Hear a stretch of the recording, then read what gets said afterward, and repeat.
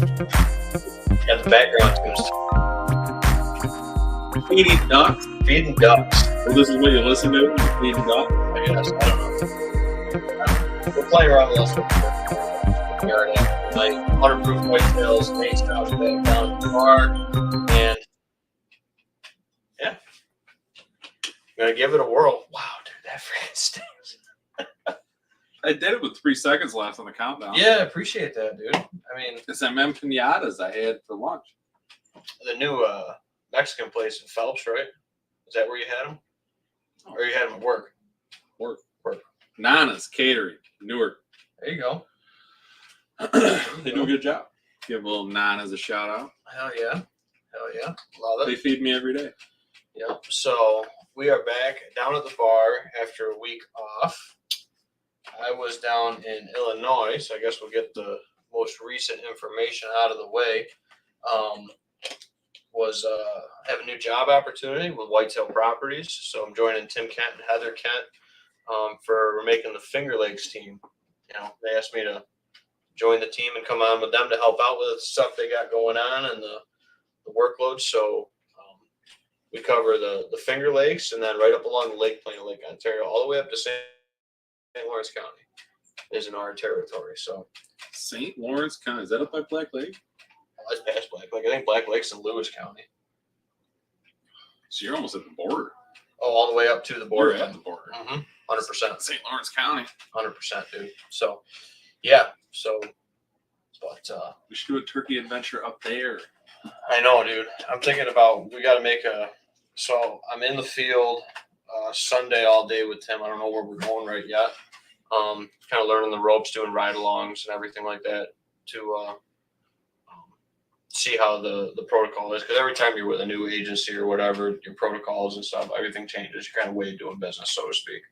And Whitetail Properties is a whole different level with the amount of training that they make you do to come on the team. You know, the interview process. It was 4 or 5 interviews, just a ton of stuff, dude. And it finally came together and was able to hang out in Illinois was gone for about 5-6 days with travel, and it was a good time, dude. And it was a lot of work and not much play, but it's a good time, dude. And I'm looking forward to the opportunity for working with Whitetail Properties going forward. And a shout out to your family. Yep. For stepping in and helping take 100%. care of things at home. So thank you to my mom, my sister that literally was spending the night here to help handle the overnights with Nora, everything like that. So yeah, definitely a big shout out. Thank you, Nate, for reminding me of that. Wow. That's why I make such a good team. You keep me on top of my stuff here for the show. Wow. I know how it is. You gotta have. It takes a village, they say, to raise a child. Yep. I'm experiencing that firsthand. Yeah. Man, we got the comments rolling in already. Comments rolling right in. I appreciate it. Derek, I do like this new format. So Nate's idea with the new color format down below. Yeah, I didn't like the blue. I think the blue does take away from it. The black makes it look more professional with it. So Derek says, "Yo, what's going on, fellas? I'm driving up to Bonner's Ferry out to stock my last load of fish for the day." There you go, Derek. Heck Derek yeah, lives the dream up there. Yeah. So there. What kind of fish you stocking, Derek? Of course, in Utah, you only got like 3 types of Idaho. fish. Idaho. Yeah, wherever. same difference. Only got like 3 types of fish up there. It's all trout, salmon. It's all salmonid, yeah, trout and salmon for the most part. We had to go to Montana to find like bass and stuff like that. It's kind of weird. Yeah, it's different, dude. Deep, cold water. I've never been, but just picking up on things that you told me and Derek said. Yep. So, heck yeah, dude. Bonner's Ferry. So I wonder if he's running out of his hatchery or if he's still running out of the satellite hatchery that I toured when I was up there back in September. So, hell yeah, dude. Appreciate you tuning in all the way from Idaho. Derek says, "Congrats on the job, Ben. Super pumped for you. Can't wait to see where this opportunity takes you." Yeah, I appreciate it. Thank you so much, dude. And we'll see. There was talks that Derek was talking to me about. He's got a job that he's interviewed for, or was offered. I can't remember where that was at with the process, but he might be moving back East Coast way. That'd be sweet. Yep, a little bit closer. car drivable. He wouldn't have to fly out there or whatever. You within 8 hours there? Oh yeah, probably where he was looking or whatever. I don't know what the status of that is. Derek says he's stocking triploid rainbow trout right now. So some on it. It's all trout. It's all trout. All trout and salmon. Jesse would love it. Mm-hmm. Yeah. You got any lake trout out there? I'm pretty sure they probably got Lakers. I would assume. I don't know. Derek can speak to the fish a heck of a lot better than I can in Idaho. I just remember catching that was a question, Derek. Yeah, I remember catching the squawfish. That's all you could catch. You didn't catch anything else. Yeah, they're like kind of a big sucker thing. I caught some perch, and that was about it. Caught just a sunburn out in Montana. Squeeze squaw. No, squeeze squaws. Caught that one with the freaking talon marks and the eyes from an eagle that didn't get him. That was cool. He didn't learn his lesson. That was cool. So how many people got a squeeze squaw mounted? Derek said that was a pretty good one. So maybe I should have mounted my squeeze squaw. Squeeze squaw. Squeeze squaw. Chris tunes in, says sign's still looking good, guys. Thanks again. Yep. So Chris, anybody that's watching and tuning in, he's the one that did our light up sign for the podcast and stuff like that. So we have that on every episode. So yeah. So thanks again, Chris. And if anybody's interested, they can message Chris. He can do custom decals. Your favorite sports teams? I got you a Green Bay one. Yeah, I was gonna say, Chris did up for all you Bills fans out there, Green Bay Packers one for me. Yeah, all major sports teams, dude. Mm-hmm. When I'm in my little office area there, I turn it on and enjoy it. Yep. So yeah, we'll put it up here on the page for you as a thank you. Kaz Crafts on Facebook. If anybody's interested, hook him up or check him out, and he'll hook you up. Mm-hmm. And he does Dropbox right there at the house. You can pick it up if nobody's around and organize the pickup and all that stuff. So Super good guy. Just outside of Newark. Cool stuff. So local, support local business, everything like that. And yeah, absolutely. Derek says sign looks great. Yeah, dude, he does custom logos. I mean, I've seen him do all sorts of things with this page, like Pokemon stuff. I've seen him do Pokemon stuff. I mean, anything that he can send the program out, if it comes through at a high enough quality image, he can put it on the 3D prints them. I mean, that's out of the 3D printer. So, heck yeah. Cool. Derek chimes back in and says, yeah, big Lakers in Lake Ponderay. Jesse, are you tuning in? You might have to go to Lake Ponderay. There goes Jesse. The boat's already peeling out. Yep. So. See you, Nicole. Yep. So we take me with you. So this past weekend there was a birthday party that we didn't go to. Date got switched on it. And so we had me and Hannah ended up taking Nora to Pertinier Shed Fest. So I want to give those guys a shout out for Billy putting together another great event out there. How'd it go? It was phenomenal, dude. Did you have your dad head there or no? No. And I'm glad I didn't because it wouldn't have won. However, it would have been second biggest, so I would have got a bottle of my own whiskey as a prize. Yeah. That was all the second place prizes. Win, lose, whatever. So doing it. Yeah. Dude, the best match set, Nate. Dan Festus says I'm going. My man. Pausing the story. Dan Festus heading out there for Lake Trout, Lake Ponderay. Lake yeah, Ponderay. Lake Ponderay. So Lake Ponderay for them big Lakers out there. Dan, let's go. Sign me up. That's a long drive, dude. It was a long flight. But we got to go up the Rockies and down the backside, too. So anyway, dude, the best match set, Nate, that won, 189 and change. Freaking tank, dude. Typical. Came out of the Buffalo suburbs. That's where all the big ones are coming. So they added a new category, heaviest bag, and we thought Jim would compete. Dude, this guy showed up with like an industrial tote full of sheds. Had over 100 he found this year. Just stacked in this big freaking tote. Good for him. And Jim and me are just kind of like, Jim's like, yep, now I'm getting mine out of the truck. Yeah, dude, the guy came prepared, but There's a couple other guys there, dude, that walk 5 to 6 miles, Nate, every day after work. Good for them. You know, And so you got I the mean, time. you're talking miles for piles. You know, so yeah, met some cool people. That's about a shed a day. Oh yeah, easy. I mean, at least in our area. Yeah, and the one kid that won single side best. Yeah, the one guy that had the best single side. He submitted it, and he said the other side, he ended up dropping it like 20 something days later. And that deer was like 167 class if he had been matching on both sides. There was some big sheds there that showed up, dude. I brought crafties because I'm like, maybe I'll get something with best single side. I didn't even put a tape on them. So hold on. Yeah. How are we doing this? Because we're doing turkey season giveaway. Yeah. We're doing the 100 proof whitetails private stock. Are we doing the wheel and people comment in, or how are we doing this? That is a good catch, Nate. Before this gets all blown up, we're supposed to get that up and going, and then we've been hanging out, catching up, and everything like that, talking about everything, dude. And a lot of stuff we'll bring back up because I think they're just hilarious comments to talk about on the show. But we are giving away the last of the 100 Whiteatails 3-pack bottles. Number 3 is what we're giving away. Yeah. We gave away number 1, went to Penelope and her husband, and then number 2 went to Tom Swart. So when he comes up for his golf tournament over at I think he's going to Oak Hill. I'm throwing some. Or not Oak Hill. What's the one over there by Jesse? Big Oak. Big Oak. That's what I meant. Big Oak. Dan, I'm throwing some luck your way here. Yeah.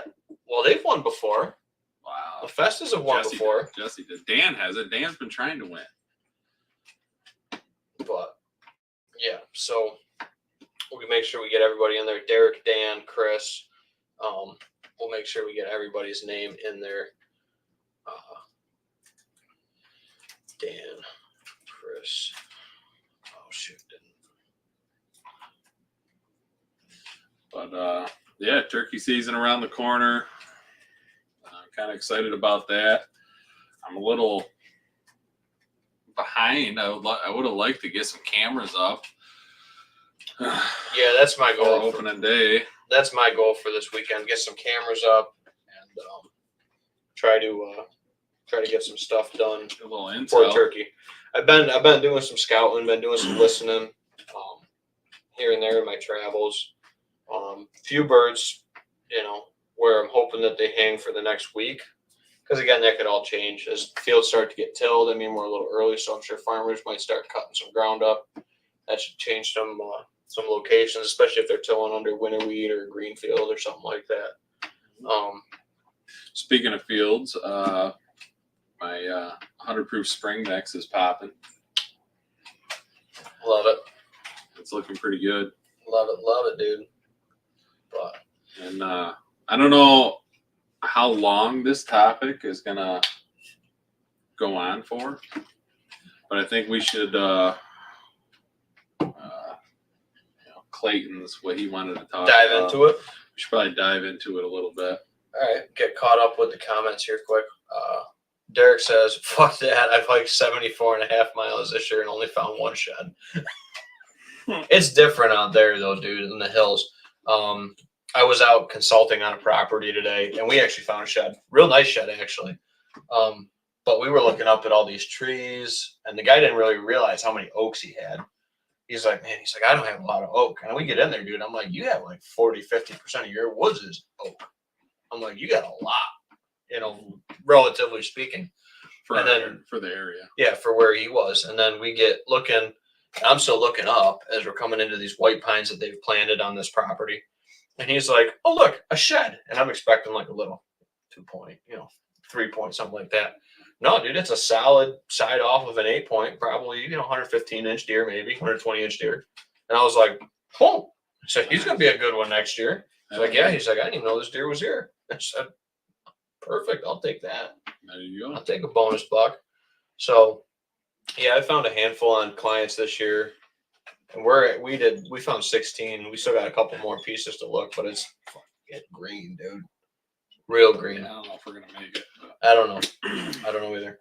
But yeah, good topic. So we will. I don't know how to get that up on the screen because Clayton didn't comment it in. Let me see if I can make it pop up. So Clayton's question is gun, bow, or crossbow stand.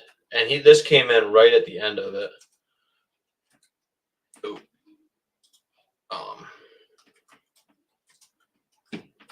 So we will get that. This is probably almost a month ago now. Yeah, 2 weeks ago. 2 weeks ago. So yeah. So gun, bow, or crossbow stand from Clayton. So when we were looking at the end of the episode, this comment came in.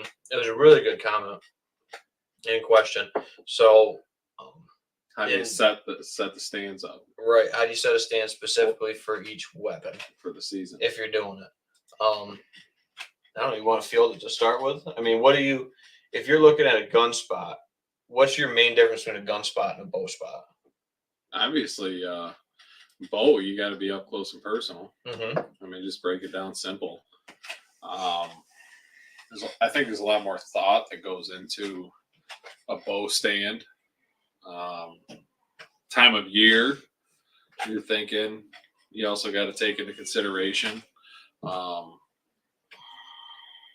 Because this obviously the seasons, bows early, food sources, in the middle, yeah, crossbow / muzzleloader. I mean, you're getting there's a bunch of different factors that come into it. A rut stand for bow versus a early season stand. Yeah, I mean. Me, when it comes to gun season, I want to do as little intrusion as possible, because my feeling is that the deer are already pressured after opening weekend. Opening weekend, I'll probably dive in and just try and get to, a spot that I can see the most. I mean, now that we can hunt with rifles, I kind of do more of a sniper kind of idea of it.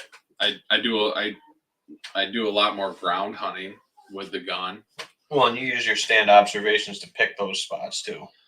And where the deer kind of coming from and food source and all that stuff comes into play when it comes to a gun. Bow. I guess we'll start with bow because that's the first season. Mm-hmm. So when I'm looking for a stand, there's two different kinds of stands that I like to set up for bow season. There's the later bow season, which would be more of a rut stand. It also depends on the deer movement, crops that are up that year and where I'm hunting.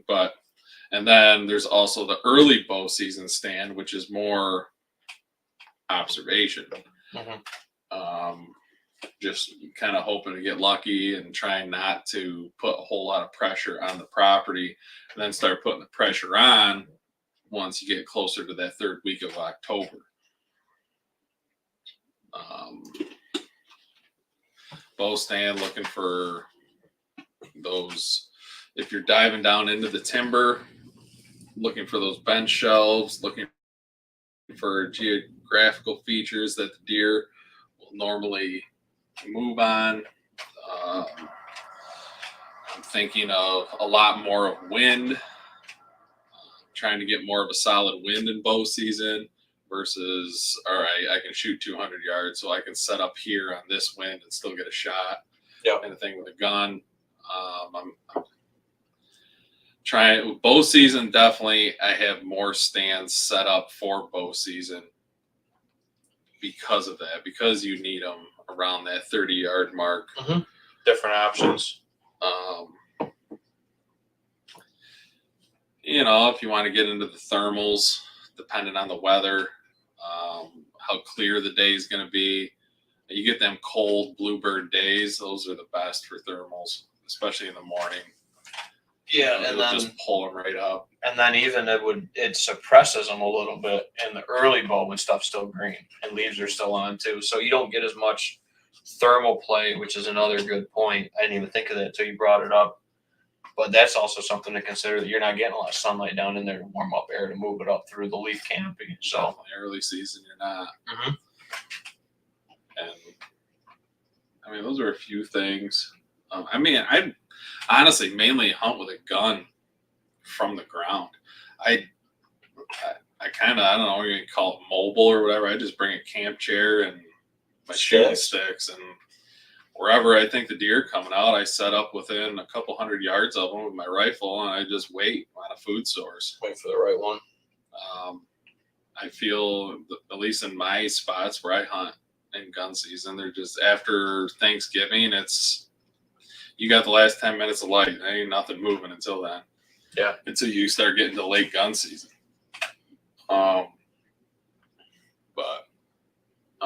Bow, how I like to get them set up. I like to have this is something you kind of tipped me off to when we first met, was I'm right-handed. So having where I expect the deer to come from, having my stand angled in that direction. So that you're just minimizing your movement up in the stand. There's the old saying, keep the wind in your face. Well, sometimes, on a west wind, Crosswind or something. Crosswind, you got to set your stand up opposite of the direction that the wind's coming, just so you can have that minimal movement while you're up in the stand. And practicing shooting from a sitting position helps. That way you're not standing up, especially if you're in a tight spot. Yeah, and some guys do hunt standing. Like I know some guys that don't sit in their stand, which I don't know how they stand for that long up on a metal platform. Good for them. Yeah. But I like shooting them sitting, dude. I mean, I've shot more deer sitting than I've shot deer standing. I know guys that have the preference of hanging onto their bow in their lap. It's never out of their hand. I do. I like it sitting between my feet sometimes. Like I always use a hanger. Hanger's nice. I always use a hanger, and I keep my hands, because I like, even when the weather's cold, I like light gloves, and I just keep my hands in my pockets until. Yeah, those nice fingerless gloves is what I run a lot of times. But yeah, I mean, that's good, dude. Hit a lot of solid points, man. Didn't leave me much to talk about with it. I mean, for me, it's, I don't know. It's just kind of, all my stands are set up for a bow. I have, out of all my stands, I probably have 2 stands that are set up for a gun. Specifically for a specific wind, especially an odd wind. Yeah, I was just gonna say that. So situational. So like I was talking with the client today when he was asking, so this is really cool. So it was a client, I think I talked about it on a previous episode. He gave me a 50-acre field, farm field. And he's like, I want to turn this into gray deer habitat. So I drew him up a plan. He said he liked it. We had to keep some tillable. We had to give some to pasture for cows, we made a really nice plan going forward with that piece. I'm really looking forward to it. He started doing it as I drove by today to go down to his other piece that he just bought. Literally just bought this other piece because I was like, man, I said, it's kind of tricky. And he's like, actually, there's one up around the corner for sale. I'm thinking about buying it. So they're in the process of buying that right now. And we get there and it's completely polar opposite. It's about 95% timber. So completely opposite end of the spectrum. A couple miles as the crow flies down to Schuyler County. And real good piece of property. It's got a lot of cool features on it. Really nice topography. But as we're talking about laying this out, and he's like, so how would you like pick a spot to start doing a habit, start doing a bedding area is what we were looking at. We weren't even looking at a food source in that spot, but we're in this hardwoods and we're talking about how to look at this timber. And he's like, so how would I know where to put it? I said, you're probably going to have flat ground because they don't want to like bed, like laying sideways. So you're going to have to find like a little bench or make benches. I've, no clients that have made like little cutaways in the hillside to have places where deer can bed, or along like a bench in a hill or something. So we found this really nice pocket in there, and I said, so this is our example. I said, but we're going to talk about it, but I'm not saying this is the spot. And what I mean by that is we need to figure out a good stand location and access before we do any of these improvements. If you're doing any kind of your management to your properties, you always pick access first. And I know Billy Harvey's calls me the access guy, because that's what I pound into guys is access is everything. Without that, dude, you don't have a good stand. You blow all the deer out of there before your hunts. The deer hunt's over before you even started. 100%. So he's got a really cool kind of flat plateau way up on top for accessing with east winds and morning west winds blowing over the timber bottom that we looked at.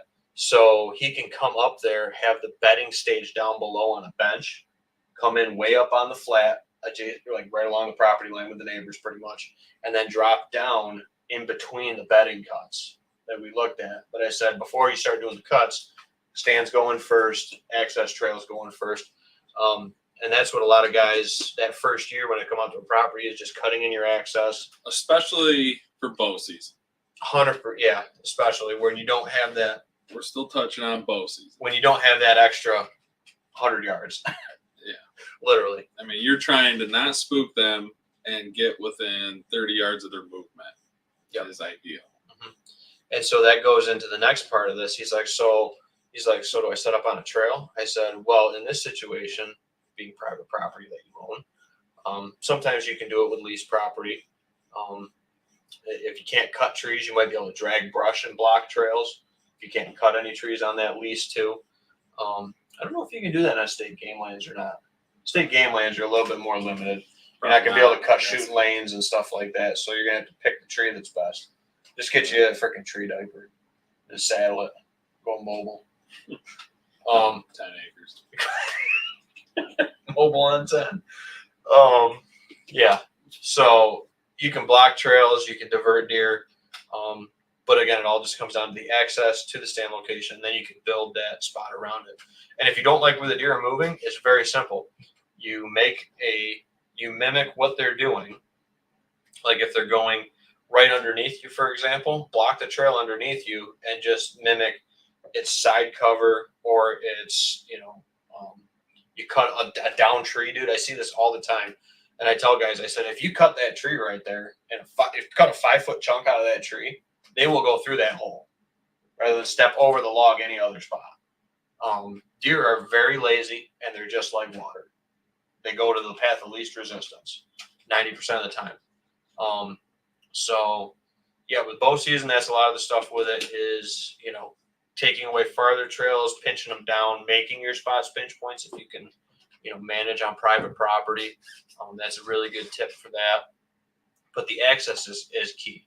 And another thing that I like to do a lot of times is even if you find a tree that looks really good around, let's just say bedding, because that's what we're kind of calling this, section for bow right now. If you're by a bedding area that you're hunting, and you're hunting, like Nate said, maybe late bow season at this point, rut, downwind hunting of the bedding. So you're hunting the downwind of the downwind, let's just say, looking for that buck that's cruising downwind of those does. He might be up in there, but he could be cruising around those bedding areas with those does. So hunting the downwind of the downwind, and then all you do is just backtrack the sign, the trails, whatever direction, let's just say north, south for this example, till you find a spot where you can intercept them. You don't have to set up the first place you find sign. Follow the sign a little bit, follow the scrape line, follow the rub line, follow the deer trails, and just find it and find where it intercepts a spot for a better stand location. Don't always have to just be like, holy crap, 10 trails come together here. This is where the stand has to be. You might go in there, you might blow out, like you said, the whole bedding area, and you screw the whole property up. Mm-hmm. Just backtrack it and hunt it from a location where you can get in and out and then hunt that stand multiple times and not put that pressure on. And that way you don't push that buck to the neighbor. So he kills him. But sometimes it happens. It does. I mean, you're going to bump deer no matter what. Yeah. I mean, it's inevitable, but you want to try and minimize it. Yeah. couple comments rolled in from Derek. Derek says, man, I do 99.9% of my archery hunting from the ground. I do 50% of my rifle hunting from a stand. Although this year I'm thinking about going archery hunting out of my saddle. Tree diaper! Hey, a lot of people have success with them. Heck yeah. I've never used one. I haven't either. I've done hanging hunts, with that kind of mobile setup I got with a handful of sticks I've done climbers. and then that hand climber. You've done climbers. But yeah, and that just kind of lends to like the habitat that's out there with Derek. Like you got to read the sign and find them and hunt the wind, hunt the thermals. It's a lot different out there hunting in Idaho. And then the stand, the rifle stand locations, that's so you can just get up and see a longer distance. Because you get in some of those thick pockets, dude, you can't see 20 yards. It gets like pucker brush, super thick. But definitely it's a little bit different east versus west hunting with that, for sure. So it's playing the wind and then, getting into position when you get on fresh sign.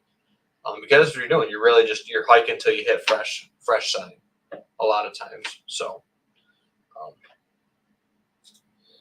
and Derek said handful of copper nails and you'll be able to remove that tree in a couple years. LOL. I like it. Good it. Too. Yep. Oh. Bo Hunt tuning in. He messaged me on Instagram today to make sure we were going live tonight. I think it's called a death diaper.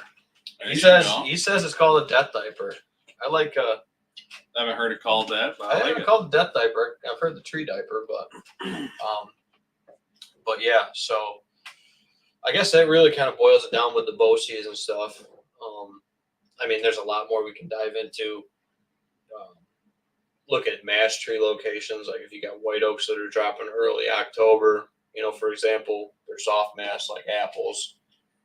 All that stuff is, and again, it might be that you're not hunting directly over the apple tree. It might be that you can't hunt over the apple tree or there's no good trees there, but you get between maybe that apple tree and the ag field or apple tree before the oak flat or someplace that they're going for a late overnight wide open hardwoods feeding or something like that. And you get between that where they're past that setup food source, going to that destination source or whatever you want to call it. And then you're, getting them intercepted there. It might not be where you find that specific location. It's backtracking that and using your woodsmanship, that we would kind of like to lean back on a lot on this show. Is just use your scouting skills, dude. Just track it back. Your time for doing all that scouting is running out. Yeah, before the green up happens. Yeah, it's greening up. No doubt, dude. Quick. Even down in Schuyler, and they're a little bit behind us right now. Holy smokes, dude! The honeysuckle is out in full force right now. Yeah. That stuff's greening up really, really quick right now, which is super easy to identify most of your non-native species in the woods right now because most of those are the ones that are leafed out. Your honeysuckle, your autumn olive, stuff like that is popped out pretty good right now. So it's a good time for that. So I've actually been wanting to open this bottle for a while, and I thought in honor of the new job, I want to have a little bit of this. So this is a James Pepper that I got a couple months back from Ryan's in Canandaigua, I think is where I got this from. Good pop, dude. Real cork, can't beat it. Nice, pretty bottle. Mm-hmm. Classy. James E. Pepper Distillery. So, you all set on this, Nate? I know you worked out today, so you're a water guy. I'm good. You're a water guy working out. Yeah. When it's your workout days, Wednesday workout days. Water for Nate. But yeah, I think that ties everything up with the. And like you said, most of my bow stands I do still use during gun. Well, not most of them, but my bow stands I use during gun season. The furthest I've shot a buck is George, but the rest of them I've shot under 60 yards. Mm-hmm. Even with the gun. So I set them up. Yeah, because I think the other one I shot my 8 at 60. The rest of them, dude, have been under 40, literally. So just George and my 1.8 point have been over that. But that's also the difference between hunters. That's the difference between owning your own land and permission. True. Very true. You have the I call it luxury or time or ambition, ability, whatever you want to call it, to go in there and manipulate the land. And you can create that over time. Right. If you're a permission person and you don't have the option of going in there, and your scouting becomes way more crucial. Early season, cameras, preseason, and all that stuff, and like knowing when to dive in to those certain spots. Your margin for error is so much smaller when you're on a lease piece, a permission piece where you have minimum or no control. And obviously it's even more so if you're on state property. The only benefit with some state ground or federal ground is that you have maybe more acres to play with, where if you push them into the south block of state land, you just hunt the south end of state land. You know what I mean? Yeah. You have to kind of pinball around a little bit more. But that's where I think it's much more crucial, and you should be out scouting anyway, but much more crucial to scout your permission pieces and your lease pieces more intensely. Even if you went out there and glassed it, you go out in the evening or the mornings, you go out there, just 100%. Find a vantage point, distance off, where you're not going to disrupt anything, and just glass what they do. Yep. Or doing your out there, because cameras don't pick up everything. No. And another thing with like any kind of property, but is your in season scouting. Bathroom. Yeah. All right. I'll try to hit this while you're gone. I'll get back to the gun topic. Gotcha. So like that in season scouting, when you're out there, maybe you're tracking a deer. So sometimes as I'm doing that, as I'm tracking a deer, I'm doing my scouting. Back in some of these areas that I'm not going into on a property that's private. Or if you're back in on public and you're searching for another spot, doing some in-season scouting, maybe midday during your hunt, something like that, looking at something like a topography feature or something you might see on Onyx or whatever mapping unit that you're using. That information you can use real time to get some information with it.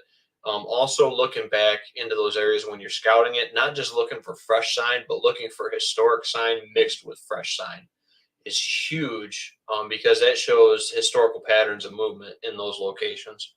So what you can identify is heavy browsed areas, maybe along like a swamp edge or something like that. You can look at the way that twig is growing to see if you've had historically heavy browse in that, which is historically heavy deer usage, because if the deer are eating it down, so that's having a hard time, and it's got to grow left, right, up, down, sideways to keep trying to grow as deer are eating that and browsing that.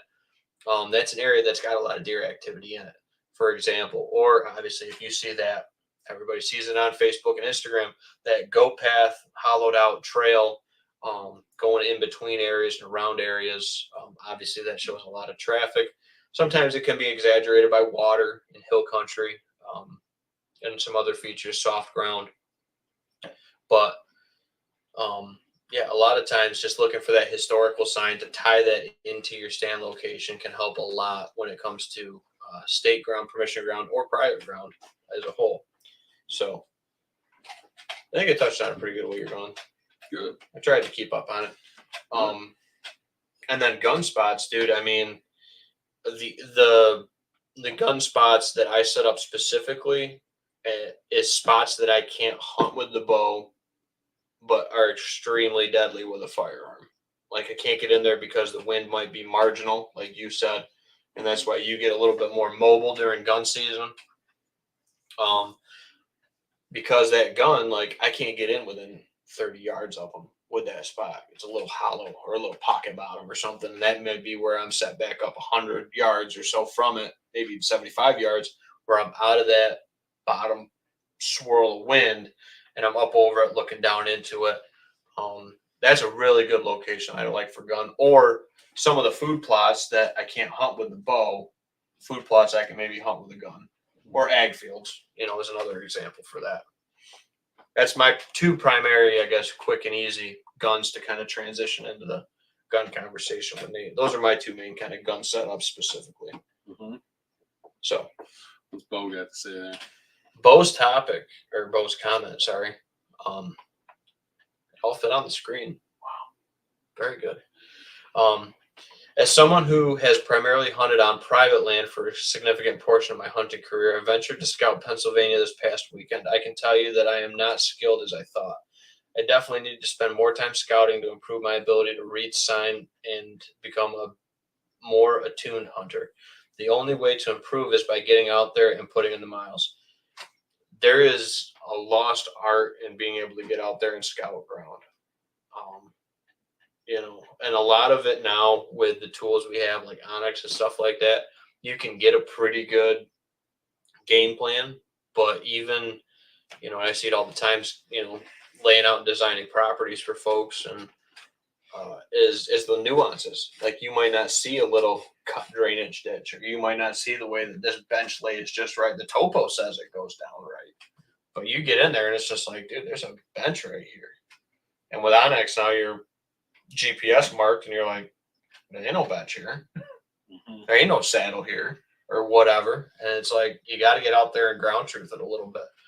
If it looks somewhat intriguing for what it's doing, whether it's a little tight bottleneck or a fat spot in a bench, or like a little saddle dip or something that you might see, go scout it, go check it out. Even if it's the middle of summer, I know it's green, it's hard, but especially if you're hunting like bigger timber country or something like that, you can still see a lot of that terrain feature in the summertime. If you can't get out there in the spring, or get out there with the gun, if you have permission to turkey hunt it, or can go hunt that property during turkey, and put some miles on, try to strike a bird while you're out there scouting.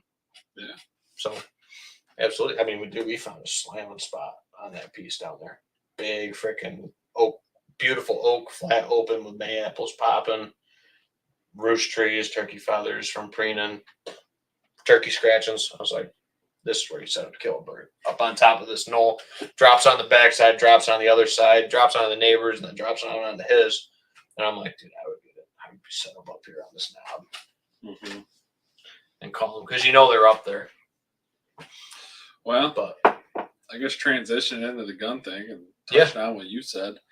I hunt, well, the way I set my stands up, I guess, for gun would be a little more sniperish, I guess. Kind of what I said earlier, but I still play the wind. I have a couple stands or locations. If I'm on the ground, I always try and get downwind of where I think the deer are coming from, and access downwind from where I think the deer are coming from. Mm-hmm. I try to get within a couple 100 yards with hunting with a rifle. If I'm in the timber, I prefer to actually use my shotgun, just for the fact of those high velocity bullets. If they just hit a twig, they'll grenade. Or deflect or whatever. Deflect, and they're not going to be accurate whatsoever. And with optics, we all know how a scope or binoculars or whatever can just make a little twig disappear. Mm-hmm.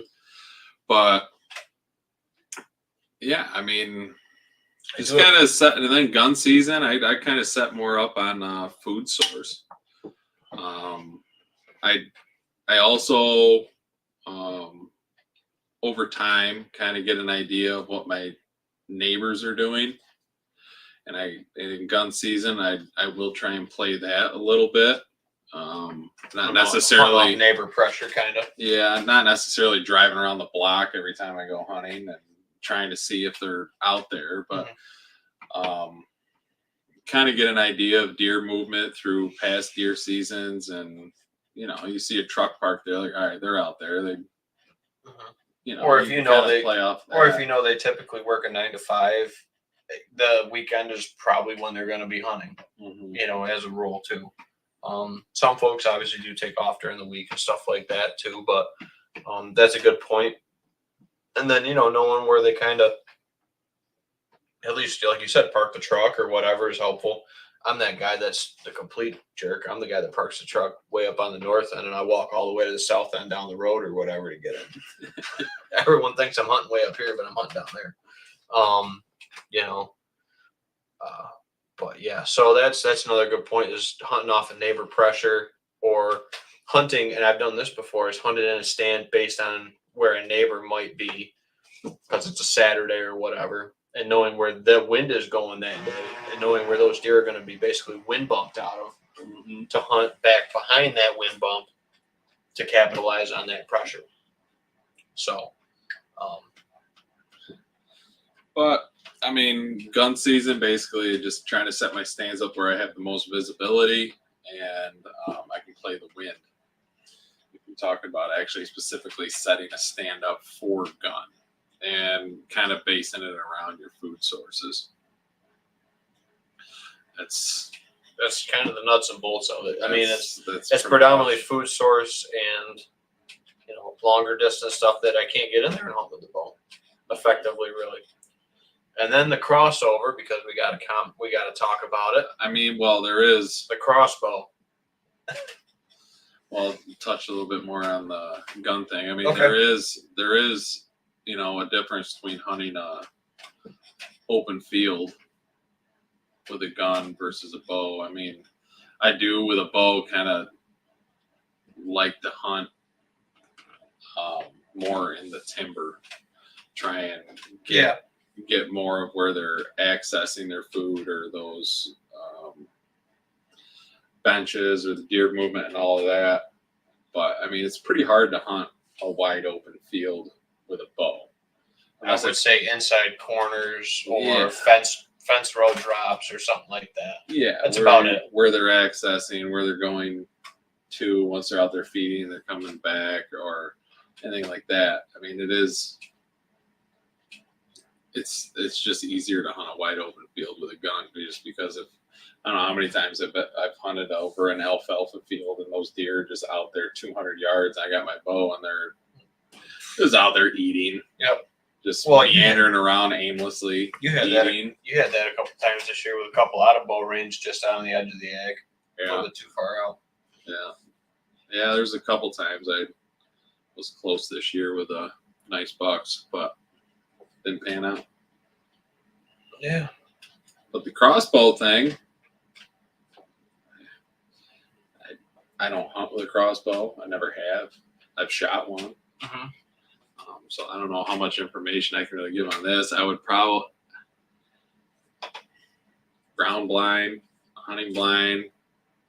I mean, my experience with a crossbow, I think they're big, they're bulky, they're hard to get through the woods, they're hard to, I guess they've gotten better over the years. They've gotten a lot better, dude. They're like being able to effective. handle them in the stand, being able to cock them in the stand. If you don't have a crank one or whatever. Yeah, that's definitely. I'm not too experienced with a crossbow. Yeah, I mean, I shot a couple deer with a crossbow. Shot a couple deer with a handgun. So it still kind of lines up with the bow situation. I still view a crossbow as a bow when I'm hunting with that weapon. It's still, I mean, 40 yards might be an absolute max for a crossbow. It's still archery equipment in my eyes. I know some of these bows will do it. You put them on a dead shot pod and you can shoot them out to whatever off of a rest or something like that. But I still think that there's just so many variables when it comes to archery equipment, dude, that it's not really as ethical as some people make it out to be. You're playing chess over checkers with archery equipment. Right. With a gun, you can play checkers and be successful. Yep. But it's a good analogy. I like it. I definitely like it. But yeah, that's how I would approach it. I mean, if I was to go out and hunt with a crossbow, I would approach it just like my bow. Mm-hmm.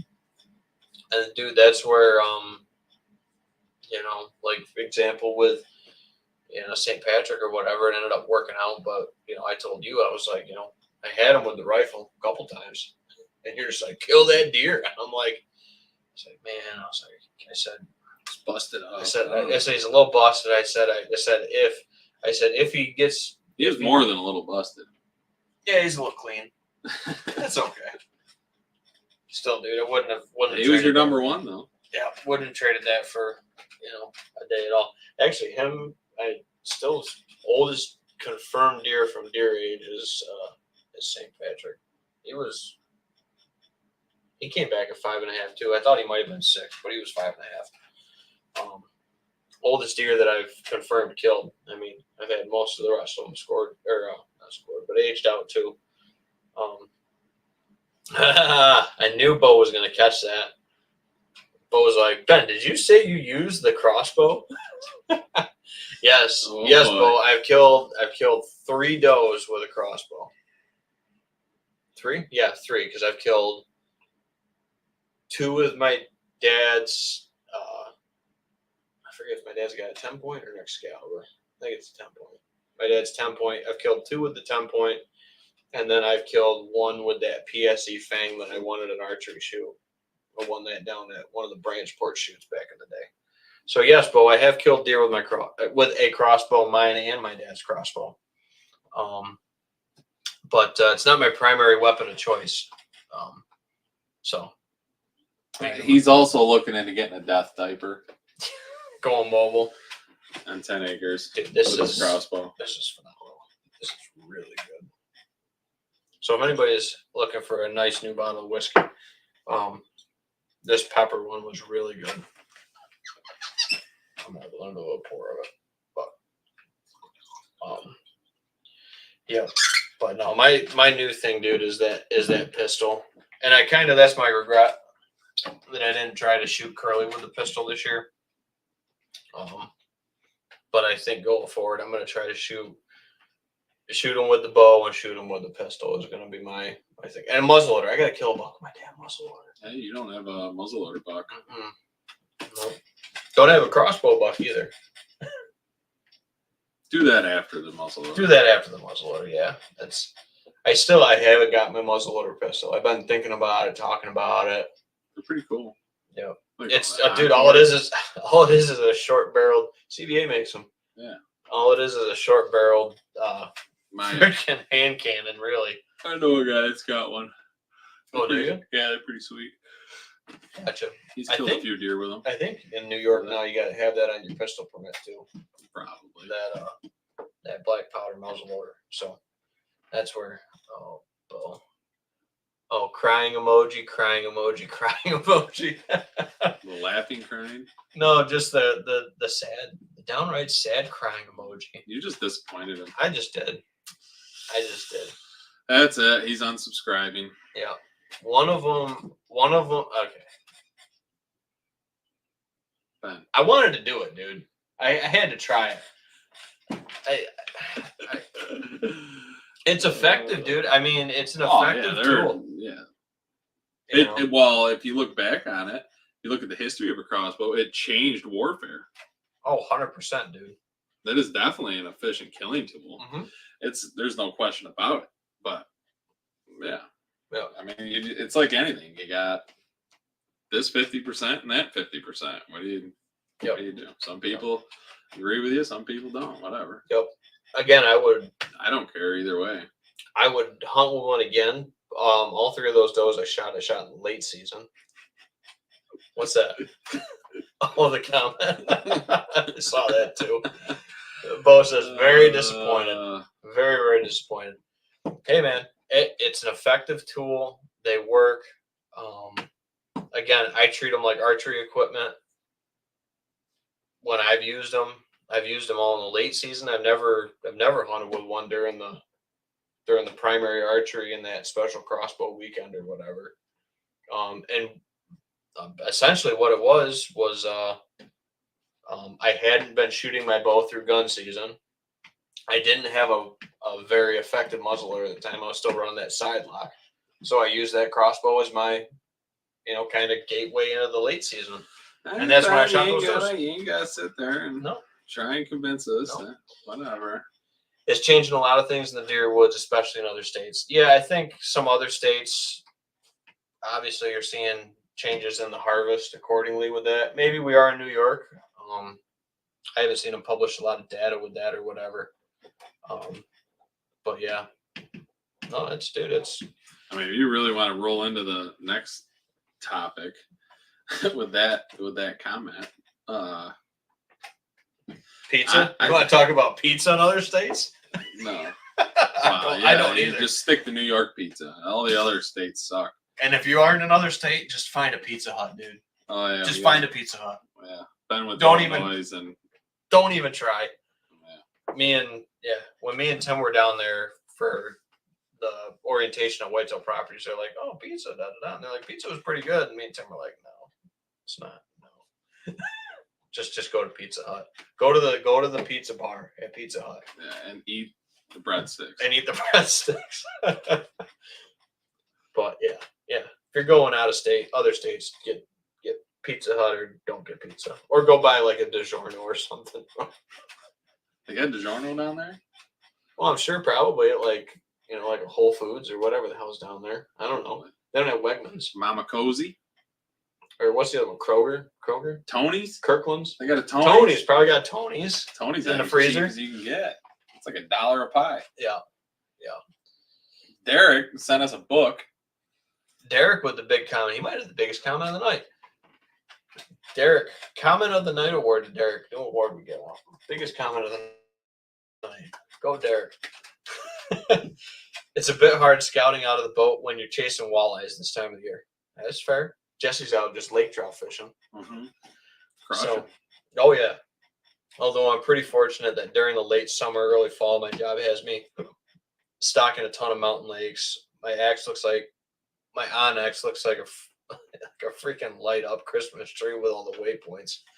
It's actually getting to the point where I need to clean it up. Speaking of that, how often do you go through your maps and take off waypoints, or do you tend to save all the waypoints like a map goblin? I love this comment.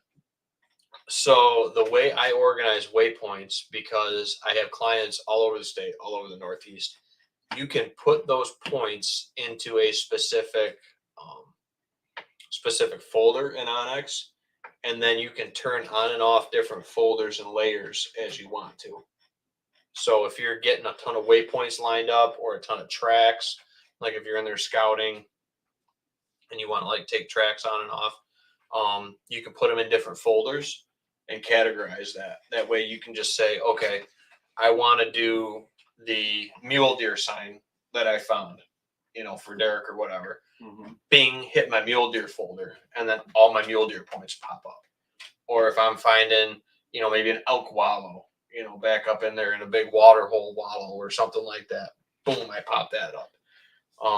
Whitetail sign, et cetera, et cetera, et cetera. Awesome feature. Yep. So Onyx is getting really good with that. And the other new feature for Onyx, and I'm not sure if it's just for Elite Onyx, which means you have all the state accesses for every state. I'll have to check it because you have Onyx, right? Mm-hmm. I don't have Elite though. That's what I was going to say. Have you updated it recently? I would check about your update because I just got an update today, and what they added was historical photos. So if you can go back with aerial imagery back a decade or more and look at how the woods is changing, and look at stuff like maybe there was a clear cut 5 years ago, so that area is going to be good to hunt this year. Just kind of another kind of segue with the Onyx topic. I might be for Elite members only. We'll check with Nate's after this and we'll let you know. But that was one of the cool things that I saw today when I was thumbing through Onyx. Before I went to this client visit, it asked me to update it. I updated. It might have just been today. This might be breaking news. Breaking news here live. Here live. It was definitely on the Elite one. I don't know if it's on the generic one. Also doing a show tomorrow night while the NFL draft is going on. Are we? No. Oh. I wish it would be cool. We sit here and talk to people about the NFL draft. Yep. No, about little sub thing. But yeah, Onyx, I organize it in folders. So yeah. Bow Troll, which is Bo on YouTube. Same guy? Yeah, it's Bo. The Bow Troll. Bo.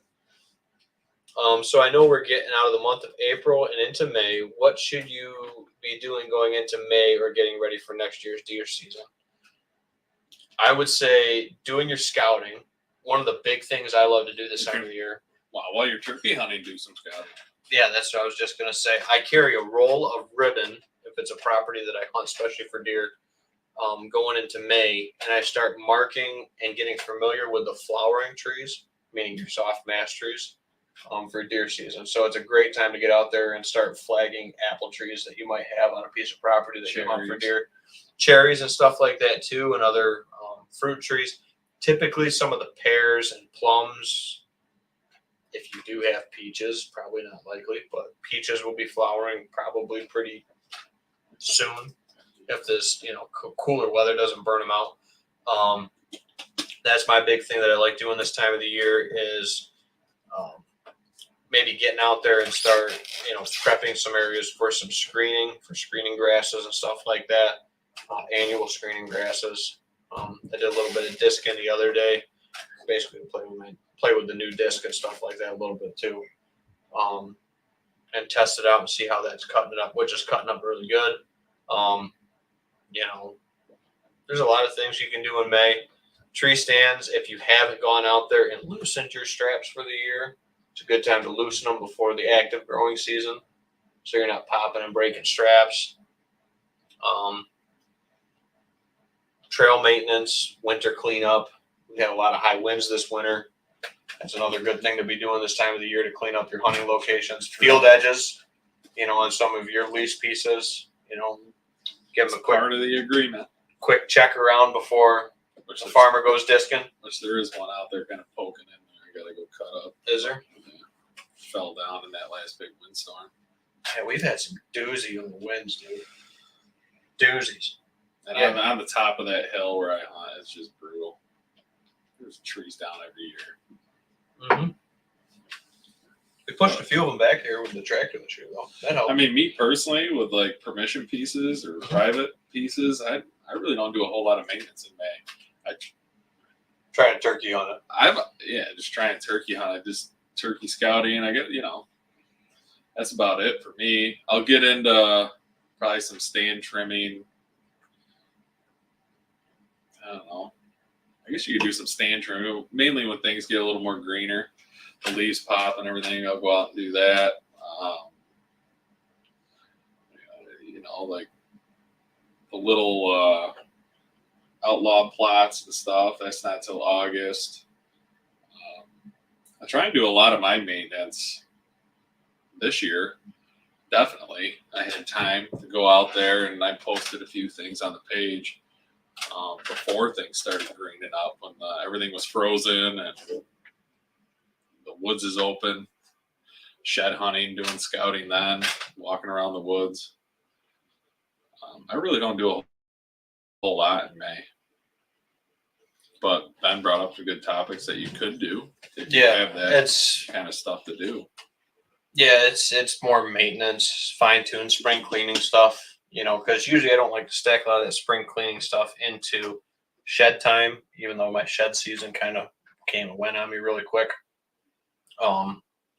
This year. Yeah, this year. A lot going on. New job. Baby. Yeah. A lot going on. Mm-hmm. Absolutely. So, but yeah, May is a little bit of a kind of deer kind of recharge. A recharge a little bit. Get a little forgotten about with turkeys rolling around. Yep. Yeah, and I definitely enjoy taking that break. I don't do much, if any, consulting during the month of May. I like to be able to go hunt with friends and family and get out and enjoy the turkey woods.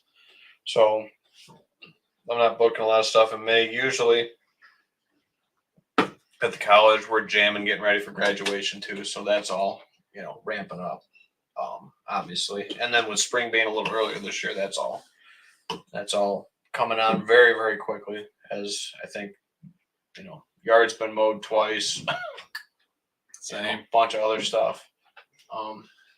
Speaking of that, we got to go check out our lease or permission, whatever you want to call it, in Clyde over there. We got to go pull some cards. There's been a few turkeys over there this winter, so I'm maybe optimistic about getting into some birds over there. I'll be curious. Obviously, I didn't do any driving around the other day when I was out that way, but definitely probably go do a card pull sometime here in the near future. Yep. Pick it up after at some point. Hi, Mom. You're good. I was just coming to see if you guys are almost done. Almost done. Wrapping up, hitting the last 4 comments and signing out. Okay. Just because Nora had an outfit on that They wanted you to get a picture when. Okay, gotcha. All right, I am called for my daughter's 8-week photo shoot. Uh-huh. So we're gonna hit these last couple topics, and then we're gonna call it a night here with the show. And we're about an hour in, so perfect, a little over an hour. Derek says all the pizza in Idaho is trash. I miss New York pizza like no other. Yep.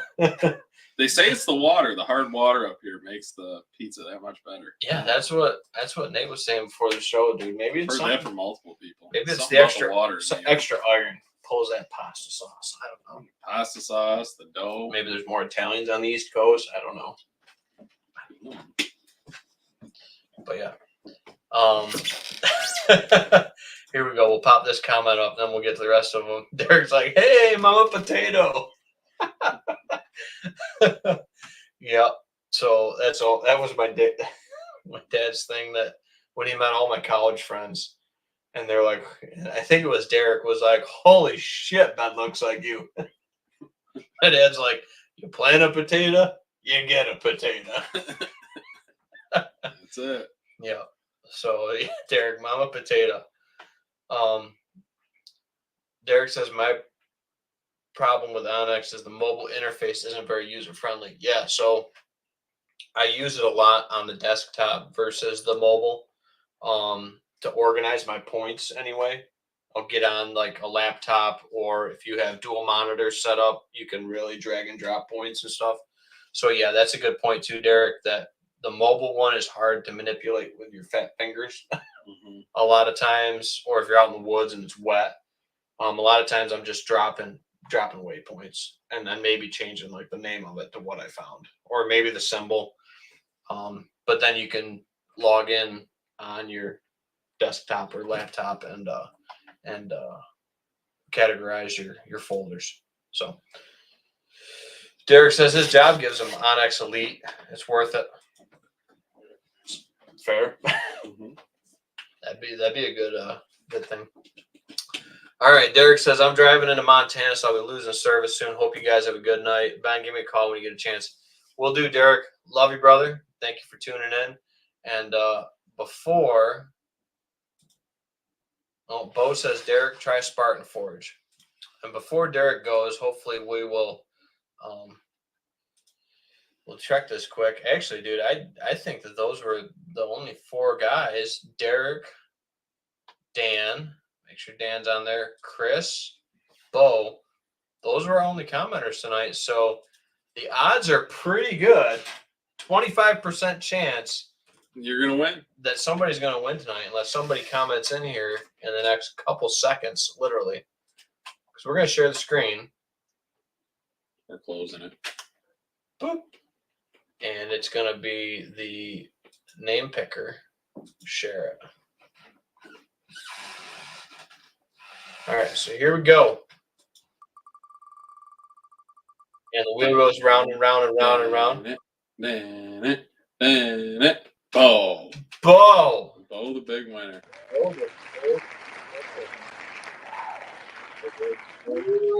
Bo. So get a hold of us, Bo. And for whatever reason, Bo, if you don't want it or whatever, just let us know. And we'll redraw. And we'll redraw it, respin it for somebody else on the list. But again, we only had 4 commenters in tonight for the show. A lot of viewers tuning in. So, but yeah, Bo is our winner of our last bottle. Mark comments and congratulations after the fact. Mark C, you should have got into it, man. He almost did. But yeah, thanks for tuning in at the end of it, Mark. Appreciate it. South Carolina guy. My memory serves me correct. Tunes in over South on Carolina. Idaho, South Carolina, New York. Mark says, been planting my tomato plants. Hell yeah. Love it. Here another month I'll be doing the same. Yep. Absolutely. So, and then everybody else, Aaron's comments in says, great podcast. Thank you, Aaron. Met him up at the Pertinier thing the other day. It's always good catching up with him. South Carolina. Yep. Mark tuning in. South Carolina, Idaho, New York. Getting global. China. China. Back in the day, it was China. China. Trying to steal Jesse's information. Yeah. Bo says at some point we're gonna meet you guys face to face, gonna have a drink out of that bottle. So yeah, so you won this bottle, Bo. Don't make it sit down here at the bar forever, otherwise it'll disappear. You know, Bucky's got your bottle. So, all right, guys. Thank you everyone for tuning in to this episode. If we're not back next week, because it'll be opening turkey here in New York, and we'll be rolling with that. So, thank you guys for tuning in. We will let you know if we're going to be back next week. If not, it'll be probably maybe 2 weeks, or maybe we'll just go full on turkey mode. Well, we got. Have you posted our videos to our page yet? Past hunts that we did together. Yeah, we've got the turkey one that's up on the Wow. YouTube channel. Yeah, hopefully, we'll have some new turkey footage. new turkey footage stuff for you guys. That'd be pretty sweet. And we talked about doing some deer hunts this year, so stay tuned for more stuff. But I'm getting called for a photo shoot with my dog. I got to get home to my little guy too. So. Sounds good. Thank you guys for tuning in. If you haven't yet, subscribe to the channel. We appreciate all the support. And we'll catch y'all next time on the show, guys. Yeah, that's it. That's it.